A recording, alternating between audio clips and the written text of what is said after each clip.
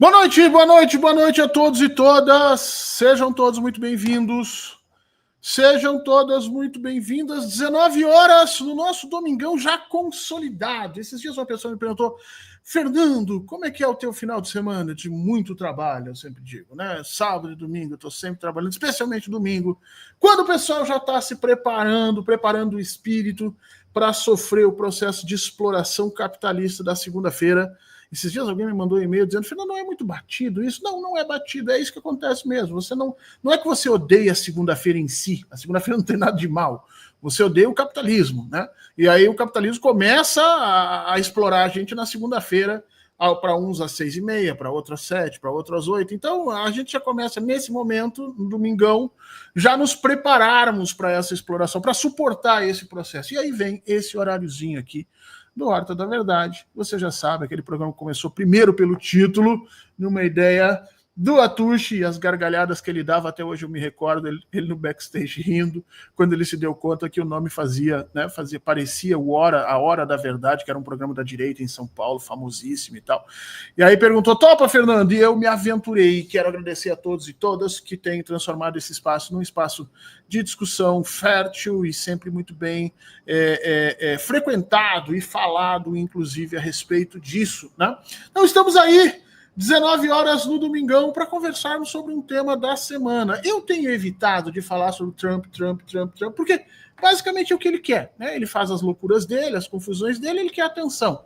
E tenho buscado alguns temas importantes ali do lado, que às vezes acabam ficando um pouco eclipsados em relação a isso. E sempre trazendo para vocês, ou procurando trazer também, eu estou meio nojento, achando que eu entrego o que eu prometo. Às vezes não, mas eu procuro trazer para vocês um olhar, uma direção, um sentido, um entendimento sobre esse tema que você não encontra necessariamente nos conteúdos que você consome diariamente. Então, hoje vamos falar sobre o que a gente pode esperar, né, dessa COP30, mas principalmente vamos conversar com uma pessoa que é especialista para responder essa pergunta, né? A gente tem falado muito de floresta, créditos de carbono, sustentabilidade, e esse discurso tem permeado de alguma maneira todas as nossas relações. Tem gente que usa isso, inclusive, como cartão de visita, gosta muito de falar nesses conceitos, mas efetivamente nós não vemos isso acontecer nos territórios.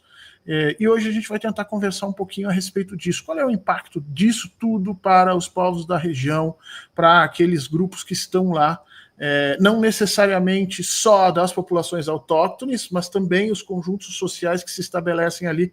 Já eu chamo o nosso convidado aqui. Antes de tudo, da gente fazer isso, quero agradecer a todos pela participação aqui e principalmente lembrar vocês a importância desse espaço de mídia alternativa, esse espaço de mídia digital, esse espaço que eu chamo de ecossistema de comunicação digital progressista, que engloba vários produtores de conteúdo, desde os menores até os grandes portais, e o 247 tem o orgulho de ter participado desse processo desde o início e ter sido, vamos dizer assim, fiel depositário da tua confiança nisso tudo lá atrás, quando não era modinha a gente falar sobre democracia, a gente criticar determinados comportamentos autoritários e até defender coisas que hoje estão na moda, né? Hoje falar a favor do presidente Lula, nossa, todo mundo fala. Até quem participou do golpe hoje se diz democrata.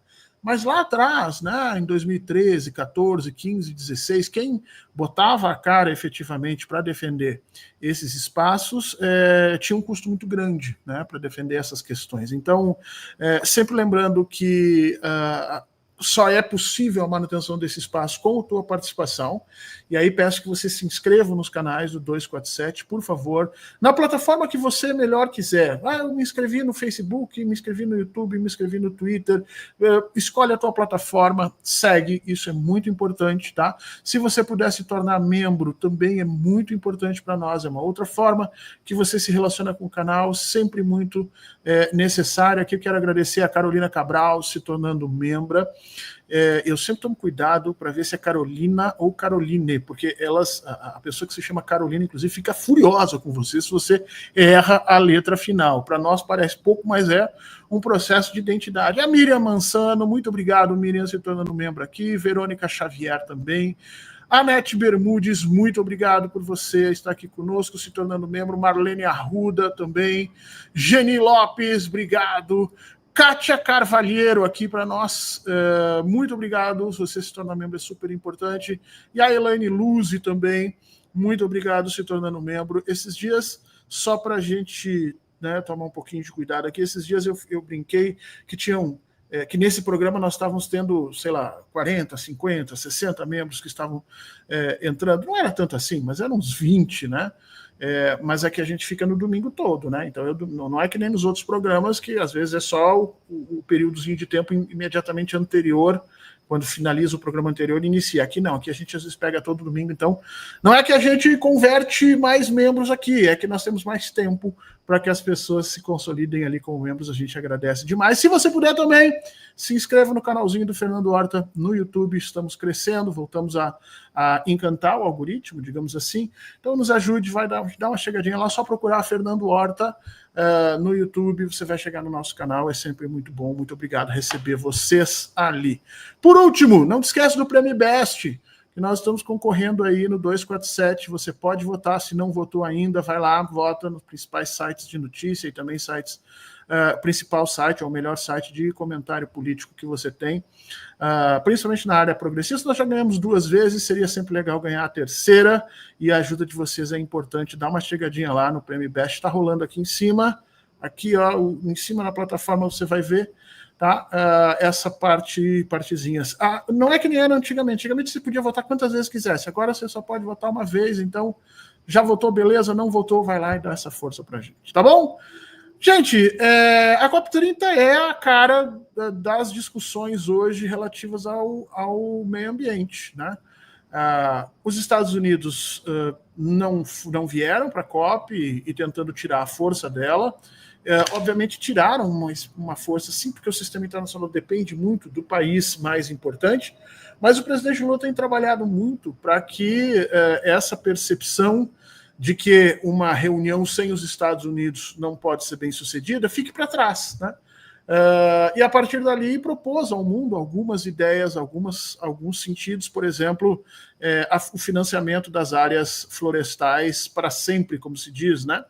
São valores que deverão ser acertados aí pelos países que já destruíram as suas florestas, que já se transformaram industrialmente, consumindo grande parte dessa natureza. E aí a lógica é muito simples, né? Se o carbono na atmosfera promove o aquecimento, e a gente pode medir, como a gente pode hoje, por meio científico, medir quanto de carbono vai aumentar tanto por cento da nossa temperatura, quanto vai prejudicar a nossa diversidade, e a partir daí a gente consegue trabalhar isso em termos financeiros, né? Olha, uma mudança na nossa natureza vai nos trazer tanto de prejuízo.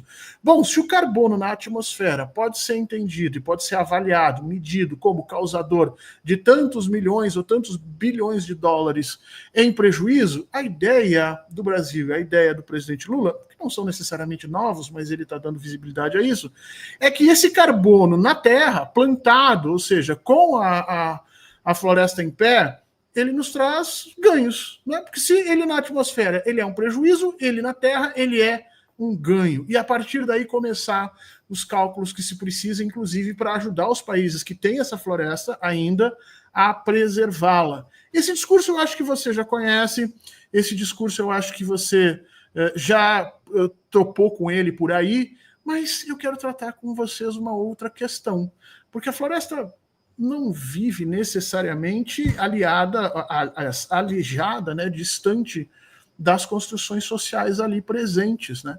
Nós temos que colocar o homem nessa equação, não só o homem como o explorador, mas aquele que está vivendo, aquele que sobrevive lá dentro e que deveria ser, de alguma maneira, o centro desse processo. E é com isso que eu convidei hoje para conversar com a gente o antropólogo, professor do Museu Guild também. O currículo dele é gigante, tá? O professor Roberto Araújo, que é pesquisador titular do MCTI, foi coordenador de diversos projetos de pesquisa na região amazônica, foi conferencista na Sorbonne, portanto tem uma experiência internacional gigante, aliás fez mestrado e doutorado no exterior, foi professor do INPE, né, o Instituto Nacional de Pesquisas Espaciais, ou seja, é uma pessoa que tem um enorme conhecimento sobre o que está acontecendo lá e que, já vou antecipar para vocês, escreveu um artigo muito interessante. Eu vou compartilhar com vocês aqui esse artigo. Ele escreveu um artigo recentemente sobre as sociedades tradicionais na Amazônia estão em ponto de ruptura e que soluções esperar da COP30. Esse artigo está no theconversation.com, tá? Eu vou deixar o link aqui nos comentários para todos vocês. Nesse artigo, o professor faz alguns alertas extremamente importantes, e eu confesso para vocês que fiquei encantado de ler o artigo pela capacidade que ele teve de transmitir coisas complexas de uma maneira simples, e resolvi convidar o nosso querido professor Roberto Araújo aqui para conversar com a gente hoje, no domingo. E ele fez um enorme trabalho na sua agenda para poder nos atender nisso. Então, de antemão, quero te agradecer demais, meu caro Roberto, aqui, e já te lançar uma pergunta, né, para a gente começar, e aí tu usa o teu tempo como tu bem entender. É suficiente a COP30? É suficiente esses esforços que nós estamos fazendo do ponto de vista científico, diplomático, até financeiro, para que a gente atinja o coração do que precisa ser protegido contra essas transformações climáticas? Seja muito bem-vindo, meu caro. A palavra é tua. Muito obrigado, Fernando. Boa noite a todas e a todos. Eu acho como o Fernando está aqui conseguindo segurar vocês no domingo pelo interesse do programa, e isso é extraordinário. A gente nem pensa na segunda-feira, onde a gente vai ter que nos submeter mais uma vez à subserviência do capital, mas tentando introduzir, né, o problema, o que eu quero dizer é o seguinte: a gente já está na mudança climática, né? Olá, Milton, tudo bem? Meu querido Milton Kanashiro, que podia estar aqui conosco debatendo isso, porque conhece também muito bem o problema. Olha só, é que nós já estamos vivendo essa mudança climática, né? E não se trata apenas, a essas alturas do campeonato, de ver quanto carbono menos a gente pode emitir, né? Nós temos na região uma sociedade inteira, né? Desde as sociedades indígenas, as sociedades quilombolas, as sociedades ribeirinhas, que é o antigo caboclo da região, né? Que tem uma relação com a natureza que é completamente diferente, que é completamente distinta, né? Que não necessariamente veem a natureza como uma mercadoria, como recurso, né? Então, eu costumo sempre citar um exemplo que realmente eu já citei em vários lugares.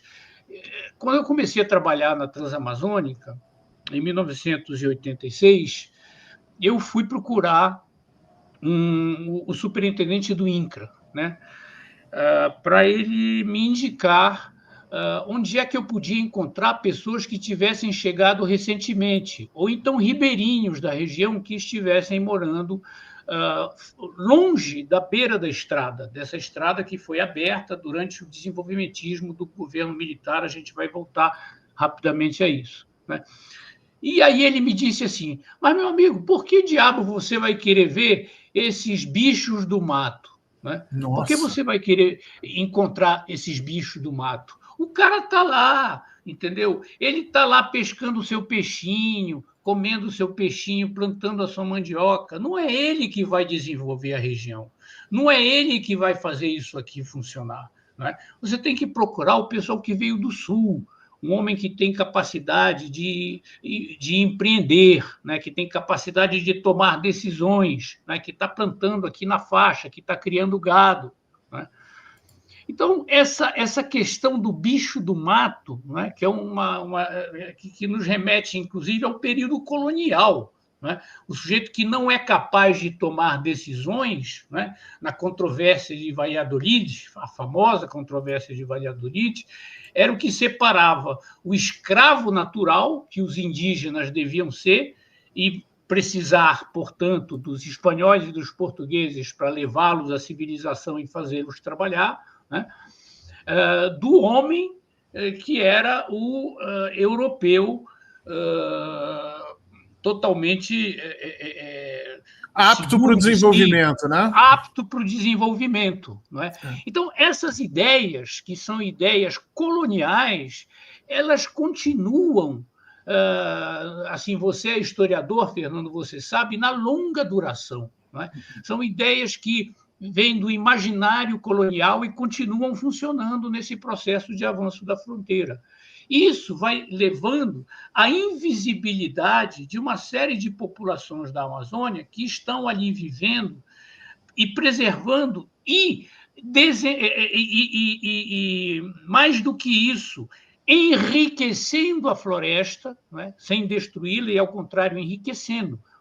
Desde os anos 80, por exemplo, com os trabalhos do Darrell Posey, a gente que falava dos jardins Caiapó, a gente sabe que aquelas maravilhosas plantações de castanheira no meio da floresta que existiam antigamente no sudeste do Pará, antes de chegarem as grandes fazendas e transformarem tudo em gado, né, que sustentaram durante gerações até mesmo a economia colonial ali na época e a economia moderna com a castanha foram uma criação dos Caiapó. Né? A terra preta de índio, que durante centenas de anos vai sendo criada pelos povos indígenas da região, que é uma terra riquíssima, né? Com restos de ossos, com restos de cerâmica, quer dizer, que vão enriquecendo aquele lugar onde eles moram, né? E transformando, inclusive, geologicamente, no bom sentido, né? Com uma entropia baixíssima ou até negativa, o meio em que vivem. Tudo isso são contribuições desses povos para a preservação da biodiversidade e para a mitigação das mudanças climáticas, né? a longo prazo. Né? Ora, essas populações elas estão, hoje em dia, chegando num ponto de inflexão, como a floresta está chegando num ponto de inflexão, né? em determinadas regiões da floresta amazônica, ela já atingiu esse ponto de reflexão, quer dizer, ela não vai mais se recuperar de maneira natural, né? Ela já passou para um ponto em que a vegetação vai ser transformada. São, né? Muitos esses espaços de não retorno, Roberto? Se você pensar em termos percentuais, são muitos esses espaços que nós já perdemos, que agora é só uma questão de tentar resolver o processo de degeneração, de evitar ou diminuir a velocidade. Mas olha, eu não posso te precisar, com certeza há pessoas, ecólogos, que têm essa resposta, não é? Mas, por exemplo, determinadas áreas do sudeste do Pará, onde existem fazendas de dezenas de milhares de hectares e que sofreram esse processo do desenvolvimentismo com o gado financiado a peso de ouro, não é, pelas subvenções estatais, pelas reduções de impostos, etc., para desenvolver a região na pata do boi, literalmente, né, o que faz com que mais de 60% do desmatamento atual da região, desmatamento a corte raso, é a consequência da produção bovina, né, da grande produção bovina. Então, essa grande produção bovina ela já tem um efeito nessas áreas em que ela foi intensivamente implantada, de tal forma que, em alguns pontos, a floresta já não se recupera, já não é mais capaz de se recuperar. Eu não tenho, em termos de porcentagem, infelizmente, eu não vou citar números dos quais eu vagamente me lembro, porque pode ser um erro. Não é? Talvez o Milton conheça isso melhor do que eu, que está aí nos ouvindo. Mas, enfim, o fato é que nós temos, então, por exemplo, você tem sociedades inteiras, um tecido social inteiro, né, que não apenas não vê a floresta como uma mercadoria, né, quer dizer, o cúmulo talvez de ver a floresta como mercadoria seja ver o carbono como uma mercadoria, quer dizer, um negócio assim, nós temos uma simulação do valor, né?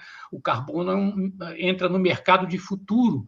Então, muitas dessas soluções, que são soluções de mercado, elas são soluções que interessam ao mercado, mas não necessariamente interessam às pessoas que não veem dessa forma aqueles elementos do meio ambiente como recurso econômico, no sentido do homo economicus. Né? Quando, na verdade, o que acontece nos últimos 40 anos, pelo menos, desde o desenvolvimentismo, pelo menos, não é? Nós temos a formação das sociedades camponesas na Amazônia, ela data mais ou menos do século XVIII.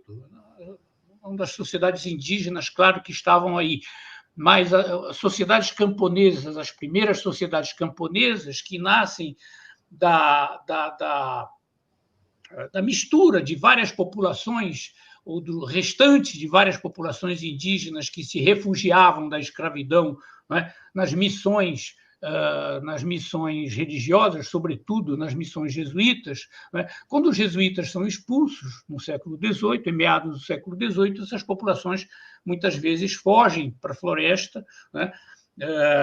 Algumas delas permanecem nos diretórios de índios, né?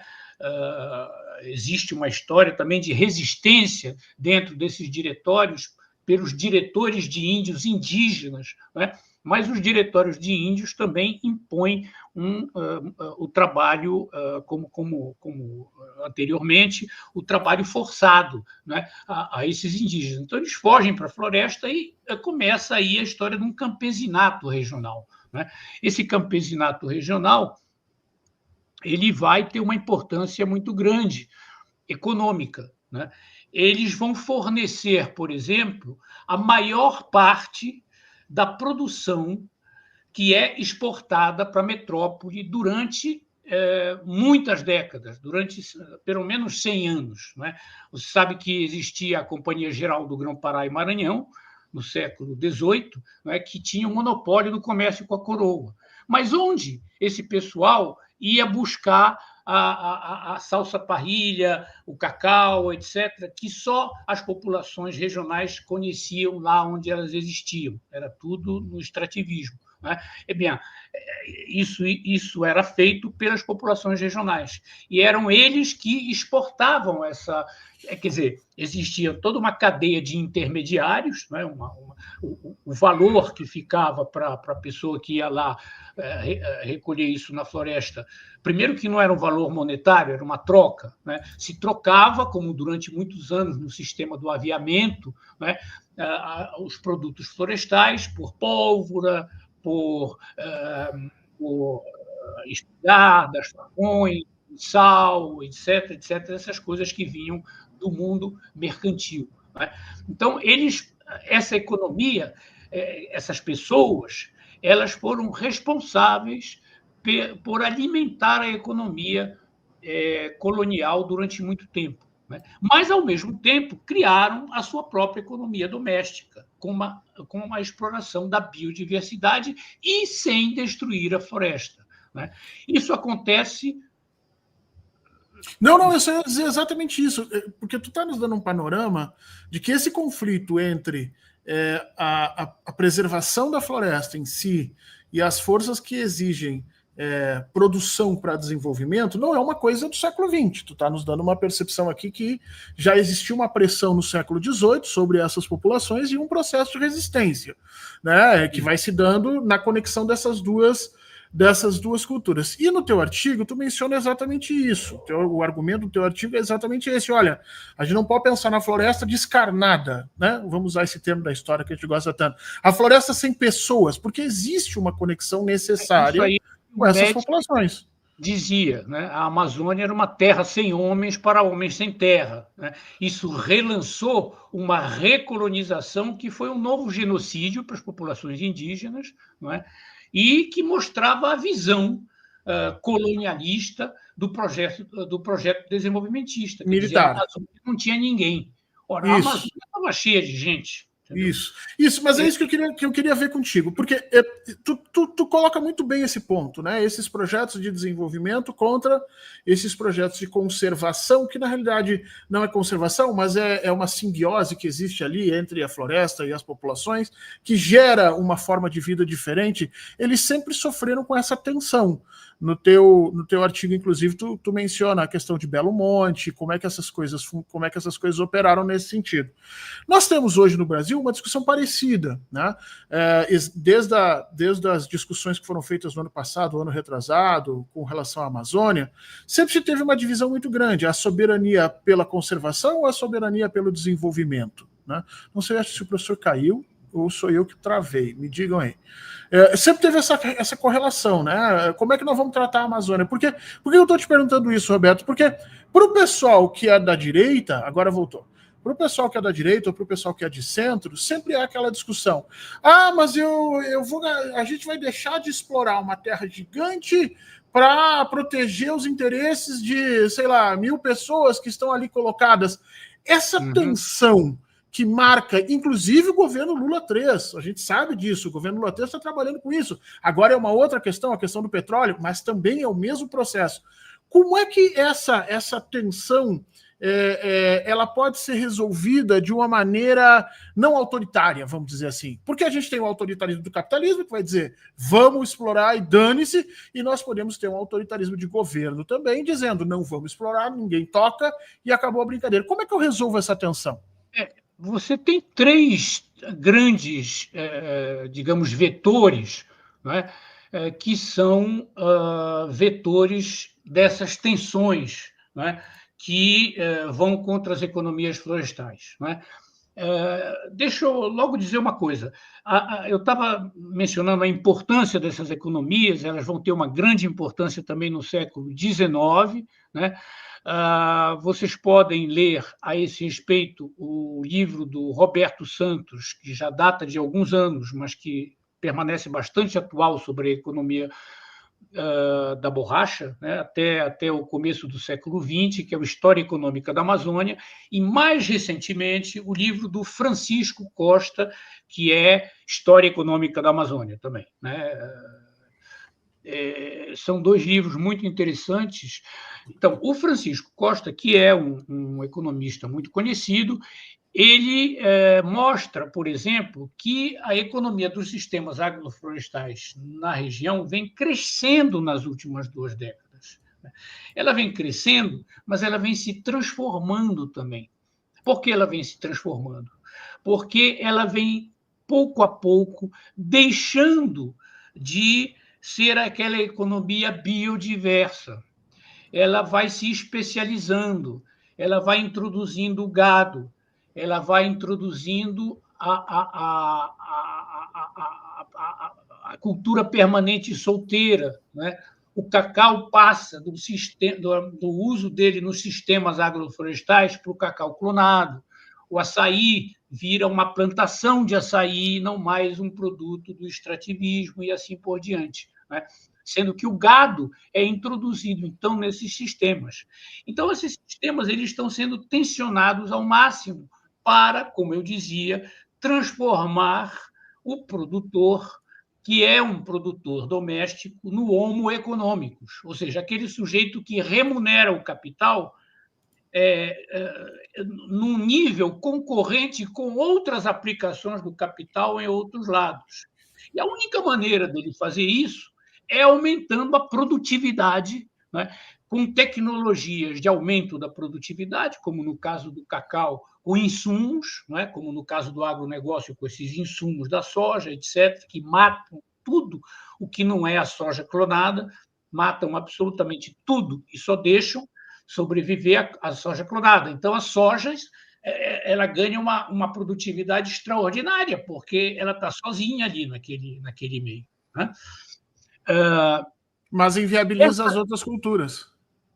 Inviabiliza tudo ali. completamente, não só as outras culturas, como toda e qualquer forma de vida, desde os insetos, passando pelos répteis, passando pelos mamíferos e pelas pessoas em torno, que sofrem também. Vem o vento com aquele veneno, né, da soja, as pessoas são forçadas a mudar de lugar, porque os filhos começam a ter problemas respiratórios, porque todos os animais peçonhentos que vivem ali naquela grande plantação de soja vêm se refugiar naquela casinha que fica ali, naquela propriedadezinha que fica em torno da fazenda de soja, etc. Então, aquilo fica insustentável, a pessoa tem que ir para a cidade, né? Ou seja, basicamente não tem essa ideia de um desenvolvimento alinhado com a floresta, respeitando. Essa ideia é um pouco romântica demais. Não, ela não é uma ideia romântica, ela é uma ideia perfeitamente viável, né? Mas não é a partir desses financiando esse tipo de atividade que a gente vai chegar lá, né? Então, eu falava dos principais vetores, né? Então, por exemplo, nos últimos 40 anos, a maior parte dos projetos de desenvolvimento rural se baseiam no paradigma da intensificação das cadeias de produtos únicos, né? Para transformar o produtor doméstico num homo econômicos, né? Então, isso cria uma tensão com essas economias, cria uma tensão, né, com as economias domésticas, não é? Que é uma tensão muito grande, né? Essa tensão ela começa a subverter alguns valores de solidariedade, alguns valores culturais, ela começa a fazer o produtor deixar de explorar toda aquela diversidade. Uma vez eu entrevistei uma pessoa falando dos peixes, de um determinado do Rio Maró, né? E ele acabou de... aliás, não era dos peixes, desculpa, os peixes é outra coisa. Uma pessoa, um xamã que conhecia plantas, né? Ele me listou 280 espécies vegetais que eu tive que passar para uma colega etnobotânica, porque era uma coisa que, em larga medida, extrapolava os meus conhecimentos, né? Para você ter uma ideia, né? E essa pessoa me dizia, sim, mas hoje em dia está tudo mudado. Quer saber uma coisa que mudou muito no Brasil, que existia no Brasil inteiro, mas que ainda sobrevive, de certa forma, em alguns momentos na Amazônia, mas que já está sendo mudado, é o mutirão, o puxirum, né? O mutirão é uma palavra de origem indígena que está sendo usada, inclusive, pelo embaixador,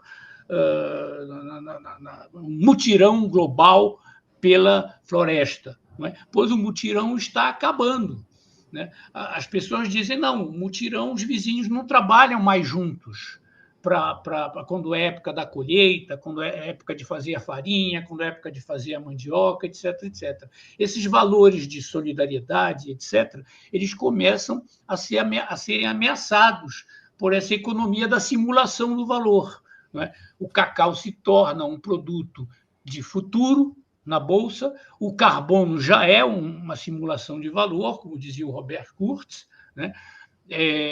E assim começa a agir essa tensão sobre esse tipo de sociedade. A segunda coisa que é importante a gente considerar, o segundo vetor, né, é a grilagem de terras, né, e o caos fundiário, né? Quer dizer, esses territórios eles são ameaçados pela grilagem de terras. Por quê? Você mesmo estava falando. Esses caras não são capazes de produzir. Se eles não são capazes de remunerar o capital no nível suficiente para concorrer com outras aplicações do capital em outros lugares, eles devem ser simplesmente movidos dali, para que nós possamos explorar aquela terra. Eles são entraves ao desenvolvimento, né? Eles são entraves ao desenvolvimento, né? E essa é a grande ideologia da sociedade pioneira. Ou seja, nada sobrevive em associação ao capitalismo ali. A floresta morre perante o capitalismo, é isso? A floresta morre perante o capitalismo. Você pode dizer isso. E por mais que a gente encontre meios de coadunar essas coisas, a floresta ou essa estrutura sócio-histórica que é montada, ela vai sofrer e vai seguir esse processo de degradação. Ou seja, o que você está chamando a atenção é que não é só a degradação do carbono que a gente tem que trabalhar e proteger, mas existe todo um processo por trás que também está em evidente tensão com o capitalismo e que a gente não está olhando, é isso? O processo que ocorre com as sociedades da região. Né? As sociedades da região, elas representam uma sociodiversidade, elas representam uma diversidade ética, elas representam uma diversidade na relação com o que nós chamamos de natureza. Não é? E elas representam também valores culturais de solidariedade, e elas são sociedades que estão funcionando, digamos assim. Né? Sociedades domésticas, onde de uma geração para outra, as novas gerações aprendem com os mais velhos, elas podem reproduzir técnicas de uma geração para outra, etc. Né? Agora, com essas tensões todas, isso vai se perdendo. Então, um segundo vetor, que é esse da grilagem de terras, a gente pensou que fosse melhorar a partir dos anos 90, né? Porque depois do modelo desenvolvimentista dos anos 70, 80, nos anos 90, depois da Rio 92, se começou a pensar no modelo socioambiental. Né?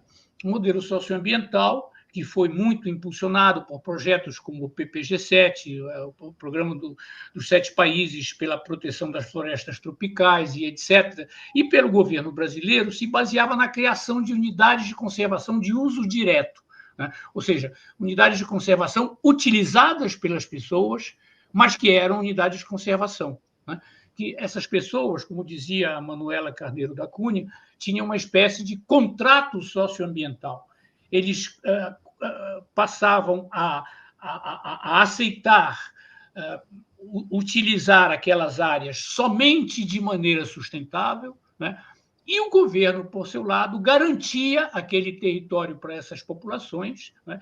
E esse momento dos anos 90 foi muito interessante, porque foi a primeira vez que, de fato, esses ribeirinhos, essas populações invisíveis, esses camponeses invisíveis, passaram a ter uma representação política positiva. Né? Foi a época do Chico Mendes, foi a época... Sim, eles deixaram de ser o não desenvolvimento, eles deixaram de ser o problema, a não pessoa... E começam a fazer parte da solução. O problema é que isso existiu, mas o desenvolvimentismo não acabou. Claro. E essas unidades de conservação receberam pouquíssimo apoio, se é que receberam apoio, para se desenvolverem de maneira sustentável. Se criaram as unidades de conservação para tentar tirar a terra do mercado e proteger um pouco o território dessas pessoas, e isso se tornou também a base da política de reforma agrária do INCRA, né? Quer dizer, o INCRA não distribuía mais lotes individuais, e sim o que se chamava de... Nessa época, Roberto, não é ainda a percepção que a gente tem hoje sobre as populações autóctones, né? Deixa eu te perguntar, porque hoje a gente tem uma série de estudos mostrando o seguinte: as populações autóctones são as guardiãs do processo das regiões, especialmente das florestas. Se você entrega para as populações autóctones, a gente tem uma sobrevida da floresta, uma diminuição brutal da sua exploração. Isso é óbvio, basta você ver... Mas isso é agora, recente. Esse projeto que você está citando não são necessariamente populações autóctones, podem ser, por exemplo, deslocamentos populacionais, mas de baixo impacto sobre a floresta. Esse modelo que você tá descrevendo nos anos 90, é isso? Não, o modelo que eu estou... Não são deslocamentos populacionais. Essas unidades de conservação eram criadas lá onde viviam as populações. Então já é o entendimento de que as populações autóctones são os grandes guardiões, ou seja, são a fronteira entre a espoliação capitalista e a conservação, é isso? É isso. É um entendimento assim. Só que esses dois modelos, eles continuam paralelamente, né? E o desenvolvimentismo não perde força, né? Tanto que, e aí eu chego no terceiro vetor, que eu acho importante a gente considerar, né? Depois eu vou ler para vocês um exemplo aqui para exemplificar esse caso da grilagem, mas o terceiro vetor, que é justamente a criação de grandes infraestruturas, né? Inclusive de infraestruturas que devem servir para energia limpa, né? Você citou Como Belo Belo Monte. É. Belo Monte quebrou a espinha dorsal da reprodução doméstica na região. Você fala disso nesse artigo. Deixa eu fazer um meia-culpa aqui. Eu, durante a época da discussão da Belo Monte, eu fui favorável à construção. E hoje me arrependo profundamente, porque eu já tinha lido várias coisas a respeito disso, mas lendo o teu artigo fica muito claro. Você menciona ali que uma determinada volta do rio, e que servia para aumentar os níveis, servia para aumentar os níveis de reprodução, tanto das espécies de peixes, como efetivamente sustentar as economias da região. Quando você alagou aquilo, acabou. Ou seja, mexe a reprodução das espécies, aumenta a quantidade de gases pela destruição, né, embaixo d'água das próprias florestas. Ou seja, nesse artigo você deixa isso muito claro. Belo Monte hoje... e aí você estava falando exatamente isso. Outras dessas grandes instituições, dessas grandes construções são pensadas na Amazônia hoje? Sim. A primeira delas é a exploração do petróleo aqui na foz do Amazonas, não é? Que é uma coisa completamente descabida. Imagina a vida, o reservatório de vida que representa essa região, não é? E os perigos a que fica exposta toda essa vida com uma exploração de petróleo nessa região, né? Mas você vê isso em toda a criação de infraestruturas, né? As estradas, elas aumentam,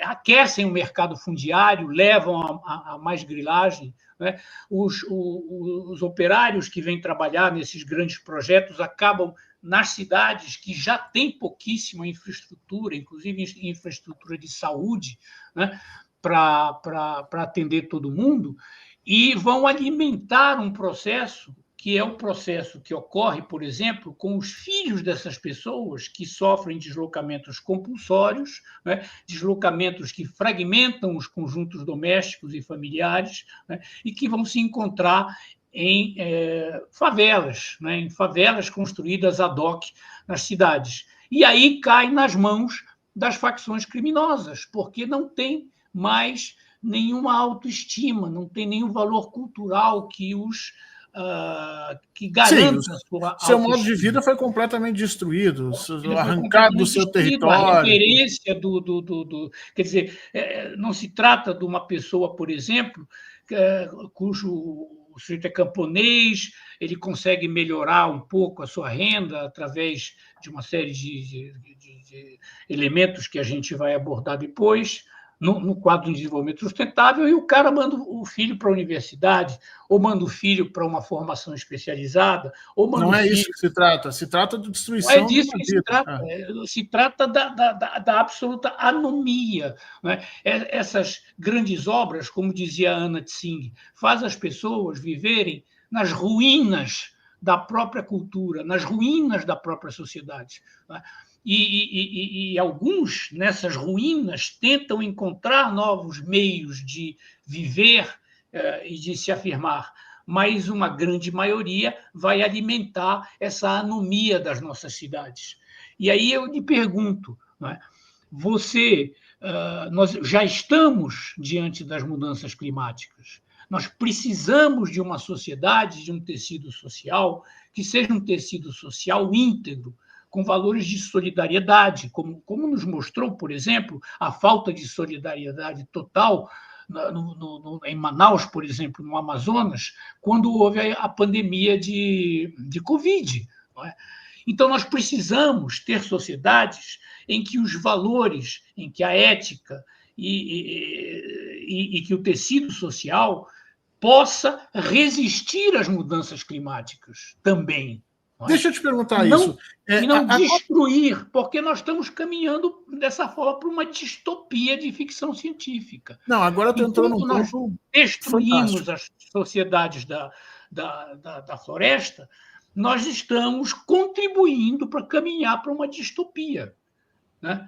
E é por isso que é tão importante preservar a sociodiversidade, a sociobiodiversidade, quanto mitigar a emissão de carbono. Só que a gente tem bilhões para mitigar as emissões de carbono, inclusive bilhões destinados à produção de cimento, à produção de petróleo e a outras indústrias poluentes. E onde estão os bilhões para um novo projeto de desenvolvimento sustentável que realmente proteja essas populações?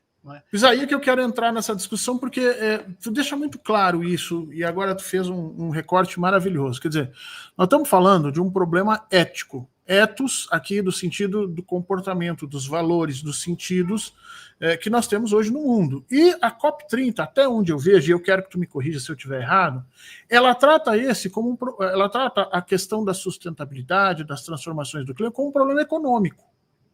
E você está chamando a atenção que não é um problema econômico, não se trata apenas de saber quanto vale o carbono integrado na mata, quanto vale o carbono, né, dentro de um espaço protegido.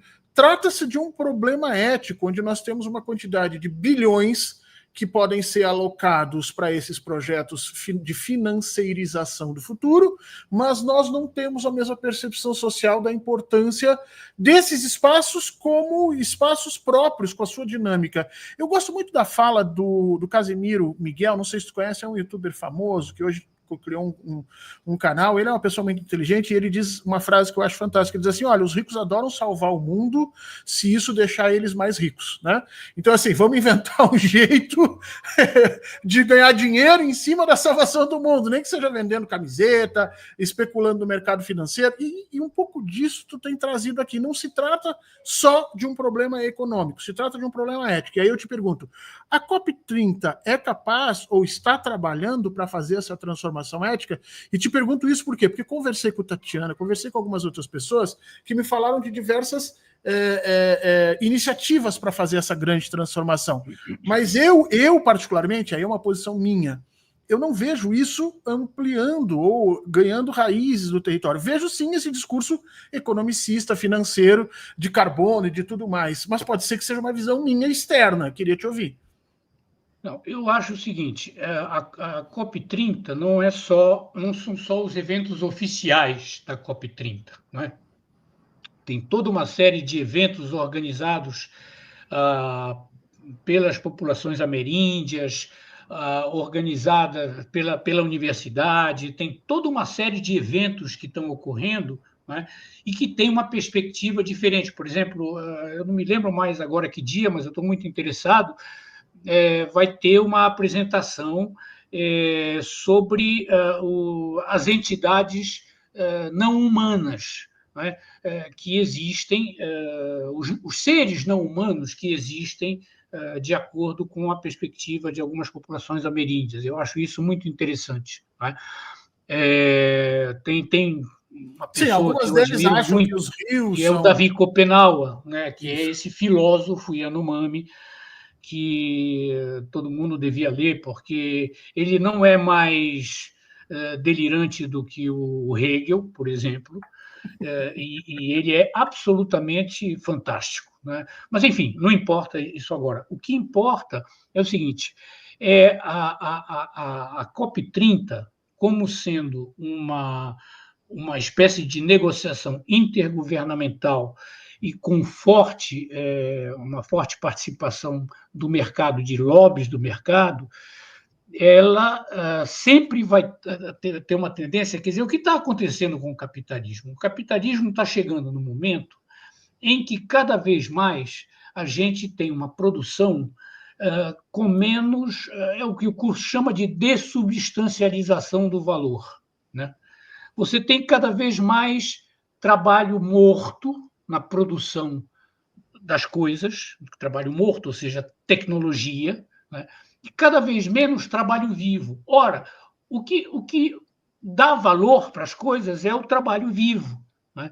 Então, tem aí uma contradição do capitalismo, que é uma contradição muito recente. forte. É uma contradição, não é tão recente assim. Mas nós já o Marx saímos pensava nisso, mas não pensava nesse nível. daquele momento maravilhoso das 30 décadas gloriosas pós-guerra, não é? Em que a gente tinha uma produção industrial, pessoas que ganhavam salário, que compravam o que a produção industrial vendia. Porque hoje em dia você tem uma uberização do trabalho, você tem pessoas que estão fora do mercado de trabalho, cada vez mais por causa da tecnologia. Então tem que se inventar. Quer dizer, aí você vai fazer o quê? Você vai na veia dos últimos recursos naturais, porque tem que ir na veia dos últimos recursos naturais para manter a máquina funcionando, e você vai também inventar, simular valor, e jogar as coisas para o mercado de futuro, simulando um produto cujo valor não se baseia no trabalho, mas se baseia na especulação do mercado de futuro. Então, essa solução ela é uma solução dentro de um capitalismo e do capitalismo financeiro. É uma solução que não é uma solução, que não pode ser uma solução. Não pode ser uma solução para um mundo que já está confrontado ao problema das mudanças climáticas. E quando elas vierem, que sociedade nós vamos ter? Qual é a integridade do tecido social e dos valores que nós vamos ter para enfrentar o que já está aí na nossa cara, que são as mudanças climáticas? Então, você precisa, você pode, por exemplo, e aí eu vou chegar um pouquinho nas soluções, talvez, com um novo modelo de desenvolvimento, que se baseie não em cadeias de produtos únicos, mas em permitir a diversidade econômica, continuar se manifestando como a base da economia, dessas economias domésticas, com mudanças logísticas, por exemplo. O Chiquito, Francisco Costa, mostrou que pequenas mudanças de logística, até mesmo com uma produtividade decrescente, podem melhorar a qualidade de vida e a renda dessas populações e dessas economias domésticas. Melhorias logísticas, por exemplo, a Conab. A Conab não funcionou, que fornecia meios para as pessoas das economias domésticas estocarem mercadoria de maneira segura antes de levar ao mercado, não tem dinheiro para funcionar. Não existem infraestruturas de saúde, de educação.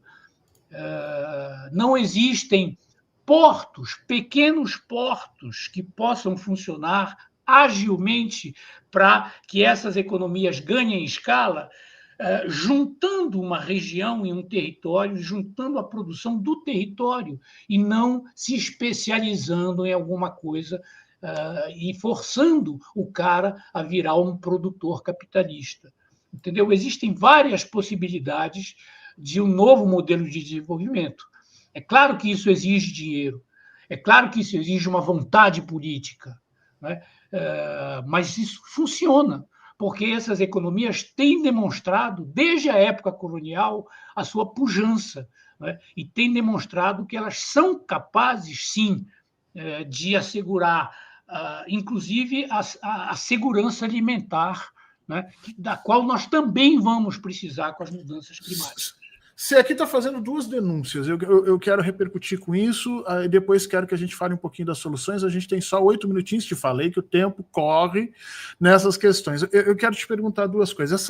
Essa semana nós tivemos uma tragédia no Brasil, que foi o ciclone no município de Rio Bonito, de Iguaçu, matou 4 pessoas, uma das pessoas, inclusive, uma menina de 16 anos, que deve, enfim, numa situação completamente absurda, né? Uma terra que nunca tinha experimentado aquilo, de repente, a violência com que ela foi agarrada, arrancada dali, e poucas pessoas percebem, escrevem e mostram que aquilo que aconteceu lá não é fruto do acaso, mas é fruto de um conjunto de mudanças que nós estamos mapeando e que você, Roberto, trabalhando lá na Amazônia, luta contra. né? Não é o vereador da cidade ali que está lutando contra, é você, são os povos da região que estão fazendo isso. Pouquíssimas pessoas estão fazendo essa relação. Ainda é tratado muito no Brasil essa perspectiva de que as grandes mudanças climáticas são frutos do acaso. A enchente no Rio Grande do Sul foi tratada pelo prefeito, pelo governador do estado como um acaso. Aconteceu, tu vê, choveu muito. As secas na Amazônia, nos rios perenes da Amazônia também foram acaso. E você está denunciando aqui, isso não é acaso. O segundo denúncia que você está fazendo não vai ser por meio de créditos de carbono ou de soluções de financiarização de um futuro que nós vamos resolver os problemas de mitigação dessas transformações climáticas que já estão em curso.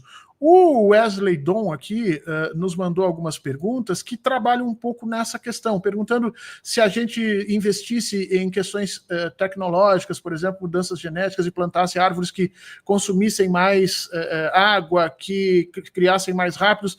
Eu não quero que tu engaje diretamente com isso, mas quero te fazer uma pergunta a respeito disso. Qual é a solução que você vê para esse processo? É uma solução intensiva em tecnologia, como propõe o Wesley aqui? Vamos trabalhar mais? Porque todo o século XX foi assim. Os nossos problemas do século XX, tudo foi jogado na ciência. A ciência vai resolver tudo, fiquem tranquilos. E aí a gente sempre canalizava cada vez mais tecnologia. Uma parte da ciência, porque a ciência não é só tecnologia, mas uma parte recebia mundos de dinheiro para tentar resolver os problemas, e nós vimos que não resolve. Eu te pergunto isso por quê? Qual é a solução? Porque ali adiante, Roberto, e essa é uma coisa que eu pesquiso pessoalmente, vai vir a pressão do mundo digital. Quer dizer, nós vamos começar a construir data centers agora que consomem bilhões de litros d'água, nós vamos consumir e que jogam na atmosfera uma quantidade grande de calor, uma quantidade grande de poluição ainda. E isso tudo está vindo para o Brasil como se fosse embalado de tecnologia e solução. E eu queria te perguntar, qual é a solução para esse problema que você mencionou aqui, já que essas soluções que a gente está falando majoritariamente na COP30 parecem não ser, ou pelo menos oficialmente na COP30, né, as soluções oficiais parecem não ser suficientes? Olha, é difícil responder isso assim em alguns minutos, né? Mas deixa eu te dizer uma coisa. Tem um cara que chama Ivan Illich, né, que é um filósofo tcheco, húngaro, enfim, ele não é contra a tecnologia, ele nunca foi contra a tecnologia, como eu não sou contra a tecnologia, né? Só para falar desse negócio das árvores, você, por exemplo, você tem no Amapá, a Jari destruiu a floresta que tinha e criou uma floresta completamente artificial, né, para fabricar papel, né? No Então, Sul tem isso também. Isso. Aí quando essa floresta cresce, São chamados de desertos verdes, né? São chamados de desertos verdes porque são verdes, mas não tem nada. Você não vai ter a mesma diversidade, você não vai ter gente que vai explorar a biodiversidade, as abelhas desaparecem, todo o equilíbrio que existia ali desaparece, etc, etc. Então, não é só uma questão de carbono. Bom, o Illich dizia o seguinte: nós temos a tecnologia, ela pode funcionar de acordo com valores autônomos, né? Então, você tem, por exemplo, os hospitais, né? O hospital, qual é o valor autônomo do hospital? É salvar vidas, né? Qual é o valor autônomo do sistema técnico que é a escola, né? A escola é para ensinar as pessoas a pensarem, a terem senso crítico, etc. Só que chega um momento, a partir de um limite, um determinado limite, em que os sistemas técnicos eles passam a funcionar de acordo com valores heterônomos, né? Então, por exemplo, os hospitais, em vez de salvar vidas, eles matam as pessoas, como, mais uma vez, a gente viu durante a pandemia, né? As escolas, elas embrutecem os alunos, né? Os sistemas de comunicação, em vez de informarem, eles desinformam as pessoas, e assim por diante, né?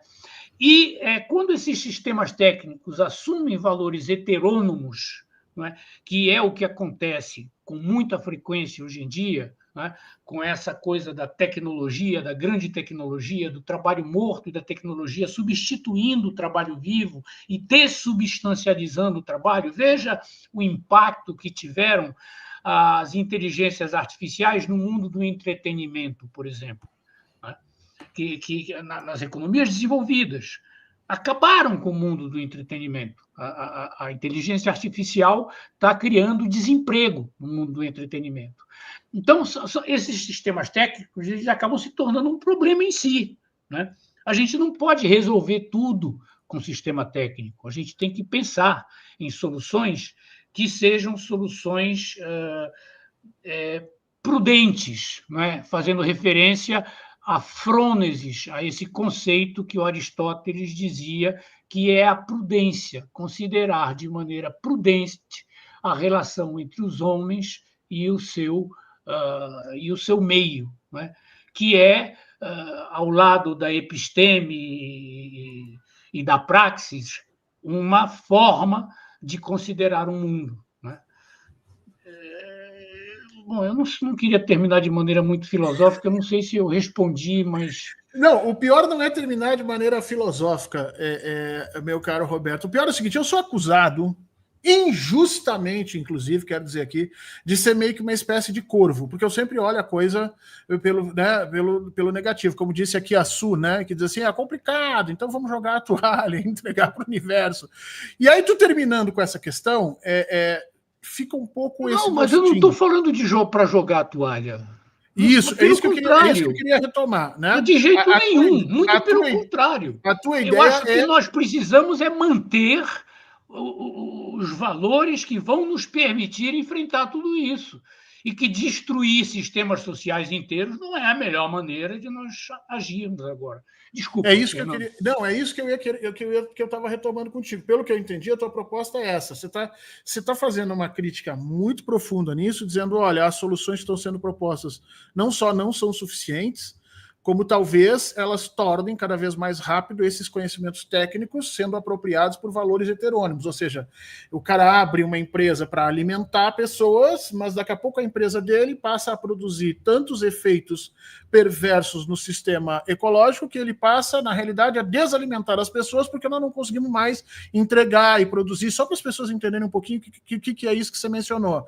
Né? É o cara que monta uma empresa para ajudar no transporte, levar pessoas daqui para lá, mas daqui a pouco ele está inviabilizando, em função, né, de vários processos de poluição na sua região, ele está inviabilizando a própria existência da cidade em que ele está trabalhando. Né? E as pessoas não se dão conta dessa inversão técnica nisso. Você está chamando atenção para isso. Olha, essa inversão está acontecendo em diversos níveis das nossas atividades e elas precisam ser pensadas de uma forma diferente para a gente solucionar. Mas o mais interessante aqui é que você menciona, a solução não é econômica, a solução é ética, e isso nos remete ao processo da educação necessariamente, né? E que nós estamos, digamos assim, um pouco distantes, porque agora tudo é empreendedorismo, é mercado financeiro, torne-se um líder, educação financeira para cá, né? E se perde essa condição. E aí, para terminar, a gente tem uns 2 minutinhos ainda, Roberto.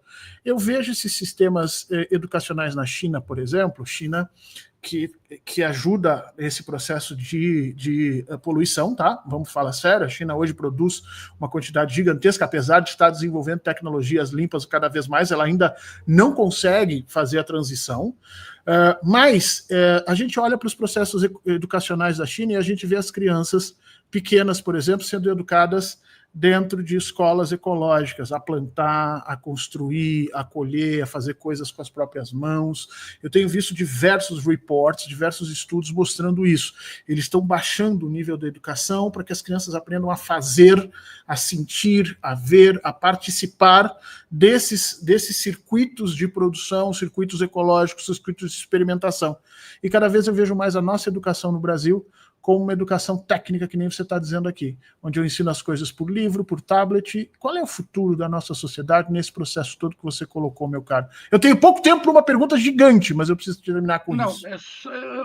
É bom você ter falado nisso. Rapidamente, existem diversas experiências, tá?